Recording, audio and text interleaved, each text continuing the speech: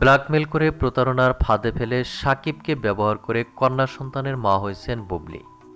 এবার চিত্রনায়িকা শবনম বুবলিকে নিয়ে কড়া ও কঠিন মন্তব্য করলেন চিত্রনায়িকা অপু বিশ্বাস। আর এসব বিষয়ে বিস্তারিত তুলে ধরব আজকের এই ভিডিওতে। আর তাই ভিডিওটি না টেনে শুরু থেকে শেষ পর্যন্ত দেখে সঙ্গেই থাকুন। প্রিয় দর্শক, অবশেষে সকল জল্পনা কল্পনার অবসান ঘটিয়ে ডালিউড সুপারস্টার শাকিব খানের কন্যা সন্তানের মা হলেন চিত্রনায়িকা শবনম বুবলি।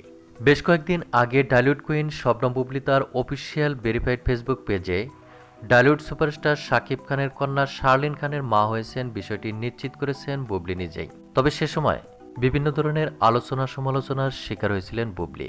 আর ঠিক সে সময় ডালিউড কুইন শবনম বুবলির কন্যা সন্তান শার্লিন খানকে কোলে নিয়ে প্রকাশ্যে এসে বিষয়টি ক্লিয়ার করেছেন ডালিউড সুপারস্টার শাকিব খান। আর তখনই বিষয়টি ক্লিয়ার হয়ে যায় যে বুবলির কন্যা সন্তানের বাবা আর কে নন, শাকিব খান। আর এমন একটি দৃশ্য দেখে রীতিমতো রেগে যান চিত্রনায়িকা অপু বিশ্বাস এবং মন্তব্য করেন, ব্ল্যাকমেল করে প্রতারণার ফাঁদে ফেলে শাকিবকে ব্যবহার করে আবারও কন্যা সন্তানের মা হয়েছেন চিত্রনায়িকা শবনম বুবলি। এমনটাই ধারণা করেছেন নেটিজেনরা। তো প্রিয় দর্শক, এ বিষয়ে আপনার কি মন্তব্য তা আপনার ধারণা মোতাবেক কমেন্ট করে জানিয়ে দিন নিচের কমেন্ট বক্সে।